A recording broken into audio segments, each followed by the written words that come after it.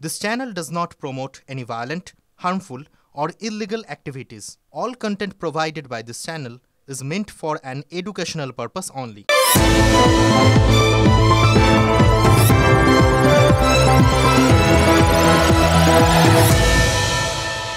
আপনারা কি জানেন কচুরি পানা দিয়ে এত সুন্দরভাবে সেটাকে শুকিয়ে ব্যাগ তৈরি করছে, বাজারে যাওয়ার ব্যাগ তৈরি করছে, খাবার থালা তৈরি করছে, কত কাশফুল বনে বনে হয়ে আছে। বাচ্চাদের জন্য তুলোর পিলো ইউজ করে, মানে বালিশ। এই কাশফুল দিয়ে কত ভালো হতে পারে, যা দিয়ে আপনার ব্যবসা হতে পারে। উল্টো বুঝিলি রাম বলে একটা কথা আছে, জানেন তো? মানে সোজা কথার উল্টো মানে যদি কেউ করে ফেলে তখন এই কথাটা ব্যবহার করা হয়। সে তো কথার কথা, আসলে যে সেক্ষেত্রে কী কেলেঙ্কারি হয় সেটা তো আমরা টের পাচ্ছি, হাড়ে হাড়ে টের পাচ্ছি। এই মুখ্যমন্ত্রীর বক্তব্য শুনলেন, তিনি কি বলতে চেয়েছিলেন? দেখুন, কি বলতে চেয়েছিলেন সেটা খুব পরিষ্কার, এর মধ্যে কোনো জটিলতা ঢাক ঢাক গুড়গুড় কিচ্ছু তো নেই। এই যে কচুরিপানা বা কাশফুল, এগুলোর থেকে যে ব্যবহার করার মতো রোজকার ব্যবহারের বেশ কিছু জিনিসপত্র তৈরি করা যায়, আর সেই সমস্ত জিনিসপত্র বিক্রি করলে যে ব্যবসাপাতি হতে পারে সেটাই তো তিনি বলতে চেয়েছেন। মানুষের আয় উপায়ের রাস্তা তৈরি হতে পারে, যিনি কোনো কাজ করেন না তিনি কাজের একটা সুযোগ পেতে পারেন, এটাই তো তিনি বলতে চেয়েছেন। অথবা যিনি ধরুন হয়তো কোনো একটা কাজ করেন কিন্তু আয় খুব সামান্য, চলছে না সংসার, তার বিকল্প আয় দরকার, আর একটু বাড়ানো দরকার, তো তার বিকল্প আয়ের সুযোগ হতে পারে এখান থেকে। এই বুদ্ধিই তো দিতে চেয়েছিলেন মমতা বন্দ্যোপাধ্যায়। এবার মুখ্যমন্ত্রীর এই কথা নিয়ে রাজনৈতিক তর্ক বিতর্ক হতেই পারে, এটা তো রাজনীতির ধর্ম। কেউ মনে করতেই পারেন যে কর্মসংস্থানের ব্যবস্থা করতে না পেরে, রাজ্যে শিল্পোন্নয়ন ঘটাতে না পেরে মুখ্যমন্ত্রী এখন কচুরিপানা বা কাশফুল নির্ভর হতে বলছেন বাঙালিকে। দেখুন, এটা কিভাবে ভাববেন, কিভাবে দেখবেন, এই বিতর্কটা কিন্তু সম্পূর্ণরূপে রাজনৈতিক। রাজনীতিতে না ঢুকে একটু অন্যভাবে ভাবুন তো। মানে কেউ যদি সোজা কথা সোজাভাবে বোঝেন সেটা একরকম, কিন্তু যদি কেউ মুখ্যমন্ত্রীর কথাটা বুঝতে ভুল করে, ভুল অর্থ করে, দুটোই হতে পারে, বুঝলো, বুঝে ভুল অর্থ করলো, অথবা বুঝলোই না। মানে এমনিতে দেখুন, আমরা দেখেছি নেতা বা নেত্রী যেই হন না কেন, তারা যা বলেন আর বলার পর যদি তাদের কথা নিয়ে তাদের কিছু একটা সমস্যায় পড়তে হয়, সোজা বাংলায় ফাঁপড়ে পড়তে হয়, তখনই তারা একটা কথাই বলেন, ভুল ব্যাখ্যা হচ্ছে। কিন্তু এটা তো তাদের অভ্যেস হয়ে গেছে, অভ্যেস বসে বসে। কিন্তু এই ব্যাখ্যাটা সত্যিই যদি অপব্যাখ্যা হয়, তাহলে যদি ওই উল্টো বুঝিলি রামের মতো ঘটনা ঘটে, তাহলে কি হতে পারে একবার ভাবুন তো। মানে ধরুন, মুখ্যমন্ত্রী সৎ পথে থেকে বিকল্প আয়ের কথা ভাবতে বলেছিলেন, তাই তো, কোনো সংশয় নেই। কিন্তু কেউ যদি বিকল্প আয় এইটুকুনি মাথায় রাখেন আর বিকল্প আয়ের লক্ষ্যে পথটাকে গুরুত্ব না দেয়, তাহলে মানে আয়টাই যদি তার কাছে বেশি গুরুত্বপূর্ণ হয়, কোন পথে সে সেই আয়টা করছে, রোজগারটা করছে, সেটা যদি তার কাছে গুরুত্ব না পায়, তাহলে যে কি হয় সেটা যদি এখনও টের না পান, তাহলে আপনাদের হাড়ে হাড়ে টের পাইয়ে দিতে আমাকে আজ কিছু কথা মনে হচ্ছে বলতেই হবে, যে কথাগুলো আপনারা জানেন, আজ এই মুহূর্তে অন্তত না বললেই নয়।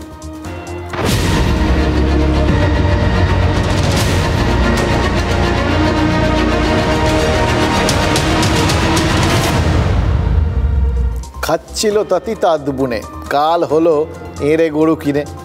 তাঁতি তাঁত বুনছিল, কিন্তু তার আরও বেশি উপার্জনের শখ, সুতরাং সে একজনে গিয়ে বলদ কিনে ফেললো যাতে চাষ করতে পারে। পারে তো বটে, কিন্তু করবে কি করে? তাঁতি তো কাপড় বুনতে পারে, তাঁত চালাতে পারে, হাল চালাতে জানে কি, চালাবে কি করে? তাই তার কাল হলো, মানে তাঁত ছেড়ে লাঙল ধরায় তার যেটা আয় ছিল, যেটুকুনি আয় ছিল, সেটাও বন্ধ হয়ে গেল। আসলে সবাই তো সুখী হতে চায় না, কেউ হয় কেউ হয় না। তাঁতিও এর এই গরু কিনে তাই সুখী হয়নি। কিন্তু আমার ধারণা কি জানেন, তাতেই চয়েসটা ভুল করে ফেলেছিল, রং চয়েস। ওই বলদ না কিনে যদি একটা কম্পিউটার কিনে বিকল্প আয়ের সন্ধান করত, তাহলে কিন্তু সুখী হতো, আয়ও হতো, তাকে পথেও বসতে হতো না। কারণ কম্পিউটারেই তো এখন বিকল্প আয়ের যাবতীয় রাস্তা লুকিয়ে রয়েছে, সেখান থেকেই তো বিকল্প আয়ের যাবতীয় সন্ধানগুলো পাচ্ছেন আমাদের বহু সহনাগরিক। তার মধ্যে তার সহনাগরিক বা তার পেশার লোকজনও থাকতে পারেন, খুঁজে দেখতে পারেন, তিনি অনুপ্রেরণা পেয়ে যাবেন। কারণ সম্প্রতি দুজনকে গ্রেফতার করেছে জানেন তো কলকাতা পুলিশ, যাদের মধ্যে একজন পেশায় কৃষক আর একজন চাষ শ্রমিক। এবার দেখুন, চাষ করা সেটা তো অপরাধ নয়, আর শ্রমিক তাকেও তো মাথার ঘাম পায়ে ফেলে রোজগার করতে হয়, তার পরিশ্রমটাও অপরাধ নয়, কোনো মতেই নয়। তাহলে পুলিশ এই দুজনকে গ্রেফতার করলো কেন? করলো তার কারণ তাদের বিরুদ্ধে সরকারি প্রকল্পের টাকা চুরির অভিযোগ রয়েছে। যে সেভাবে চুরি না, একদম ভাবের ঘরে, মানে ওই সরকারের ঘরে শীত কেটে চুরি। তরুণের স্বপ্ন প্রকল্পটা আছে না, যেখানে ওই সরকার ক্লাস 11 আর 12-এর পড়ুয়াদের ট্যাব কিনতে টাকা দেয়, এই দুজন সেই টাকা একদম জালিয়াতি করে, মানে বাংলায় ফ্রড আর কি, আজকাল এগুলোই বুঝতে সুবিধা হয়, সেইটা করেছে বলে অভিযোগ। ফ্রড করেছে, ফ্রড করে টাকা পয়সাগুলো নিজের আত্মসাৎ করেছে। পড়ুয়াদের অ্যাকাউন্টে সরকারি প্রকল্পের টাকা ঢোকার বদলে তাদের অ্যাকাউন্টে ঢুকেছে। এবার এইভাবে পড়ুয়াদের অ্যাকাউন্টে যখন দেখা গেল যে টাকা পয়সা ঢুকছে না, তখন সরসুরা, কসবা, যাদবপুর, কলকাতার 3 জায়গার 3টে স্কুলের তরফে পুলিশের দ্বারস্থ হয়েছিল তারা, পুলিশে এফআইআর করা হয়েছিল। আর সেই এফআইআরের ভিত্তিতেই তদন্তে নেমেছিল পুলিশ। সেই তদন্তে কলকাতার থেকে গন্ধ পেয়ে চোপড়ার থেকে এই দুজনকে গ্রেফতার। এবার দেখুন, পুলিশ যখন এদের জালিয়াতির সঙ্গে জড়িত বলে সন্দেহ করছে, তখন আমাদেরও তো সন্দেহ করতেই হবে। কেউ যদি প্রশ্ন তোলেন যে একজন কৃষক বা একজন শ্রমিক কম্পিউটার শিখে ফেললেন, এমন লেভেলে শিখলেন, হ্যাকার হয়ে গেলেন, সহজ ব্যাপার নাকি? এরভাবে সফটওয়্যার, হার্ডওয়্যার এখানে দরকার নেই, অন্তত সফটওয়্যারটা তো একদম মাস্টারপিস হলে তবে না হ্যাকার হয়। সবাই জানেন যারা হ্যাকার হন তারা কিন্তু সাধারণ বুদ্ধির লোক না, অত্যন্ত ক্ষুরধার, প্রতিভাশালী। এবার এই প্রশ্নগুলো তারা এই যে দুজন সাধারণ পেশার লোক, একজন কৃষক, একজন শ্রমিক, তারা হঠাৎ করে হ্যাকার হয়ে গেলেন, হলো কি করে? কে শেখালো? এবার এই প্রশ্নগুলো উঠলে সত্যি যিনি তুলবেন তাকে দোষ দেওয়া যায় না। যে দেশে, যে রাজ্যে সরকারের মাথা ব্যথার সব থেকে বড় কারণ হচ্ছে ওই স্কুল ছুট পড়ুয়ারা, যে দেশে বহু মানুষ এখনও নিজের নামটাই ঠিক করে সই করতে পারে না, যার জন্য ওই সর্বশিক্ষা মিশন বলে একটা সরকারি প্রকল্প চালাতে হয়, যেখানে কেন্দ্র আর রাজ্য সরকারকে সকলের জন্য শিক্ষার ব্যবস্থা করতে বিশেষ পরিকল্পনা করতে হয়, করেও হালে পানি পায় না।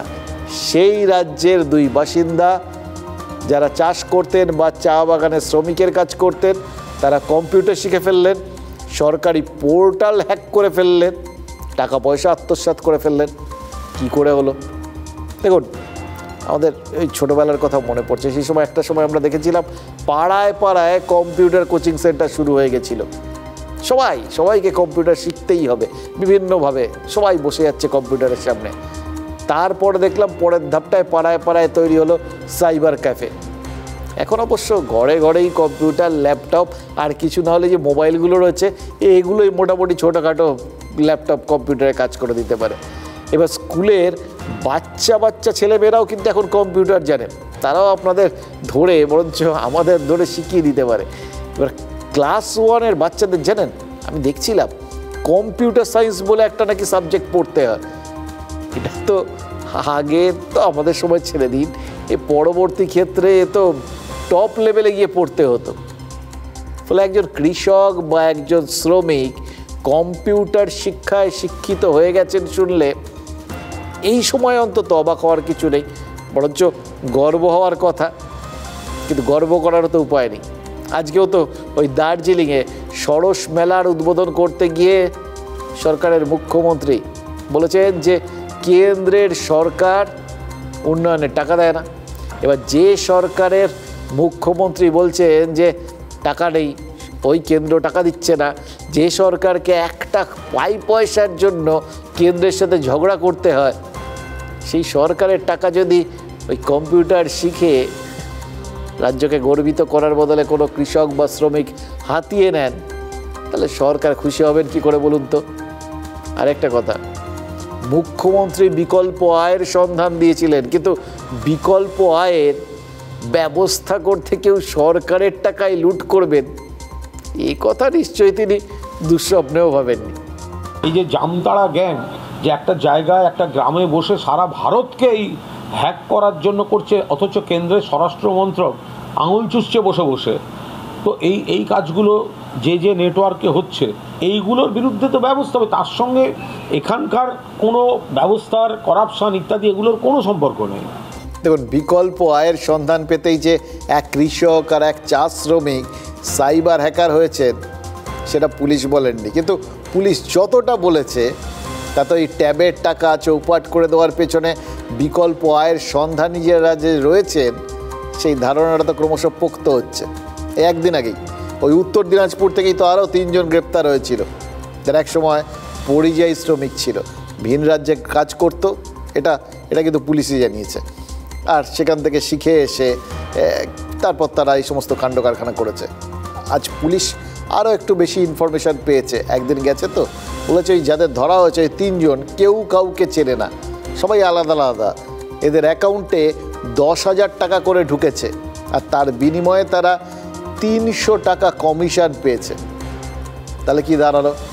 প্রথমে পরিযায়ী শ্রমিক, তারপর ওই কৃষক আর চা শ্রমিক, এরা কি শুধু ওই অ্যাকাউন্টই ভাড়া দিয়েছেন আর তার বিনিময়ে টাকা পেলেন, নাকি এরাও হ্যাকারদেরই একজন, মানে বিকল্প আয়ের সন্ধান পেতে নিছক অ্যাকাউন্ট ভাড়া দেননি, তারা নিজেদের আপগ্রেড করেছেন, কৃষক আর শ্রমিক থেকে হ্যাকার হয়েছেন, অথবা একদমই ওই পাতি অ্যাকাউন্ট ভাড়া দেওয়া লোকজন। মানে যেটাই হোক, দুটো বিষয় তো খুব পরিষ্কার। এক, এরা বিকল্প আয়ের সন্ধান পেয়েছেন, আর 2, রাস্তাটা সোজা না, রাস্তাটা বেঁকা, এরা বেঁকা রাস্তা নিয়েছেন। দেখুন, যদি ওই প্রথমটা হয় যে তারা জাস্ট অ্যাকাউন্টটা ভাড়া দিয়েছে, তাহলে অনেকের মনে শান্তি হবে যে যাক, এটা অন্তত হীনমন্যতায় ভুগতে হচ্ছে না, যে এরা ঝপঝপ করে শিখে একদম হ্যাকিং অবধি করে ফেললো, আমরা এখনও কম্পিউটারটা শিখেই উঠতে পারলাম না। সেই রহস্য থেকে তারা অন্তত মুক্তি পেলেন, মাথা খাটাতে হবে না। কি করে শিখলো বলুন তো, আর ভাবতে হবে না। কিন্তু যদি পরেরটা হয় তাহলে তাদের ভাবনাটা এখনও বর্তমান। এবার এই দুটো জায়গাতেই মানে এই তাদের ভাবনা চিন্তাটা তো এটা সেকেন্ডারি, প্রাইমারি তো ওই মানুষগুলো যারা টাকাটা নিজেদের অ্যাকাউন্টে নিয়েছেন। কিভাবে নিয়েছেন সেটাও পরের কথা না হয়, প্রশ্ন হচ্ছে এই দুটো ক্ষেত্রেই গুরুত্বপূর্ণ হয়ে দাঁড়াচ্ছে তো একটাই জায়গা স্থান। আগে 3 আর আজ 2, মোট 5 জন যে জেলার থেকে গ্রেফতার হয়েছে, সেই উত্তর দিনাজপুর জেলার নাম সাইবার অপরাধের খাতায় এই যে প্রথম উঠলো এরম তো না। আজ থেকে 1 বছর আগের কথাটা একটু মনে করুন, কষ্ট হবে কিন্তু মনে পড়ে যাবে। রাজ্যে একের পর এক আধার জালিয়াতির ঘটনা ঘটেছিল, মনে আছে? আধার কার্ড জাল করে বা আধারের জন্য দেওয়া ওই আঙুলের ছাপ ক্লোন করে একের পর এক অ্যাকাউন্টগুলো ফাঁকা করে দিচ্ছিল জালিয়াতরা। তদন্তে নেমে পুলিশ উত্তর দিনাজপুরের চোপড়ায় এমন একটা গ্রামের সন্ধান পেয়েছিল যে গ্রামের বাসিন্দাদের পেশাটাই হয়ে গেছে জালিয়াতি, সাইবার হ্যাকিং। ঠিক যেরকমটা পাশের রাজ্য ওই ঝাড়খণ্ডের জামতারার ক্ষেত্রে হয়েছে। জামতারা তার আশেপাশের বেশ কিছু এলাকায় ছেলে মেয়ে সবাই পেশাদার অপরাধী এবং গর্বিত অপরাধী। সাইবার ফ্রড এটা করাটাই তাদের প্রফেশন। ঘরে ঘরে ভুয়ো কল সেন্টার আর লোক ঠকানোর কারখানা। সেই সময় তো জানা গেছিল এই জামতারার থেকে শিখে এসেই চোপড়ার বাসিন্দারা তা নাকি গ্রামে গ্রামে ওই ফ্র্যাঞ্চাইজি খুলছে। দেখে মনে পড়ে যাচ্ছিল, জানেন তো, মানে যখন ওই চোপড়ার গ্রামটা দেখিয়েছিলাম না, আর তারপর আমাদের এই লোকজন ওই জামতারাতেও গেছিল, তখন দেখতে দেখতে মনে পড়ে যাচ্ছিল। আজকে আবার আপনাদের বলতে গিয়ে মনে পড়লো, পাকিস্তানে যখন গেছিলাম এইরকম একটা আশ্চর্য জায়গা দেখেছিলাম। জায়গাটার নাম কি জানেন? বেনারস। একদম ঠিক শুনছেন, একদম বেনারস। তো উত্তরপ্রদেশে নয়, করাচিতে। আসলে ওই উত্তরপ্রদেশের আদি অকৃত্রিম যে বেনারস, সেখান থেকেই একদল তাঁতি গিয়ে করাচির কাছে ওই বেনারসের পত্তন করেছিলেন। ওখানেও লোকজন ঘরে ঘরে বেনারসি মনে, ওই একই পেশা, একই কাজ, একদম জাস্ট দেখে মনে হবে ওখানটা তুলে নিয়ে এসে বসিয়ে দিয়েছে এখানে, একই ভাষা। এই একই ছবি তো চোপড়াতেও, মনে হচ্ছে যেন একদম ওই জামতারাটা কেউ ক্লোন করে চোপড়াতে বসিয়ে দিয়েছে, একেবারে কাট পেস্ট কপি। 1 বছর আগে চোপড়া গ্রাম পঞ্চায়েতের প্রধান, এলাকার তৃণমূল নেতা, তিনি কি বলেছিলেন জানেন? আজকে কানায় ভাসছে। বলেছিলেন চুরিবিদ্যা যে আসলে মহাবিদ্যা, ধরা পড়লে যে দোষীর শাস্তি হয় আর এলাকার বদনাম হয়, সেটা তিনি স্থানীয় বাসিন্দাদের বোঝাবেন। বুঝিয়েছেন না বোঝাননি আমরা জানি না, কিন্তু 1 বছর পর দাঁড়িয়ে কি মনে হচ্ছে জানেন? চোপড়ার বাসিন্দাদের কানে কিছু ঢোকেনি। মানে তিনিও, প্রশাসন, সবাই এক্ষেত্রে ব্যর্থ। ভুবন নামেতে বেদরা বালক, তার ছিল এক মাসি। ভুবনের দোষ দেখে দেখিত না সে মাসি সর্বনাশী। ছড়াটা নারায়ণ গঙ্গোপাধ্যায় লিখেছিলেন কোনো এক টেনিদার গল্পে। ভুবন অন্যায় করলেও তাকে তার মাসি কোনোদিন শেখায়নি যে সেটা অন্যায়। কিন্তু চোপড়ার সাইবার অপরাধীরা কি কোনোদিন বোঝেনি তারা যা করছে সেটা অপরাধ? এই প্রতারকদের বিরুদ্ধে আমি একটা সচেতনতামূলক যে কাজ, যে সবার মাধ্যমে করতে হয় সেটা করব। আর আমাদের বাড়ির আশপাশেই ছড়িয়ে ছিটিয়ে রয়েছে বিভিন্ন বাড়িতে এই যন্ত্রপাতি নিয়ে বসে এইসব হ্যাকাররা এইসব কাজ করছে। চোপড়া পঞ্চায়েতের প্রধান এই কথাগুলো বলেছিলেন গত বছর সেপ্টেম্বরের 25 তারিখ, অর্থাৎ তারপর 14 মাস কেটে গেছে। কিন্তু চোপড়া আছে চোপড়াতেই।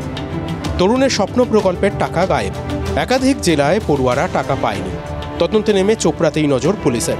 সরকারি পোর্টাল হ্যাক, চোপড়ার অভিযুক্তদের। প্রশ্ন হচ্ছে, সাইবার অপরাধীরা যে চোপড়ায় বাড়ছে তা বুঝতে কি দেরি হয়ে গেছে? গত বছর আধার ক্লোন করে টাকা হাতিয়ে নেওয়া তদন্তের আগেও কি চোপড়া সাইবার অপরাধে হাত পাকিয়েছিল? 4 বছর আগে কেন্দ্রীয় স্কলারশিপে জালিয়াতি, কেন্দ্রের পাঠানো টাকা বেনামে ট্রান্সফার হচ্ছিল। মুখ্যমন্ত্রীর নির্দেশে তদন্তভার হাতে নিয়েছিল সিআইডি। তদন্তে ধরা পড়ে চোপড়াকে কেন্দ্র করেই জালিয়াতি। অর্থাৎ জালিয়াতির জাল চোপড়ায় নতুন নয়। বছর 4 আগে থেকেই সম্ভবত সাইবার অপরাধে হাত পাকাচ্ছে উত্তর দিনাজপুরের ওই এলাকা।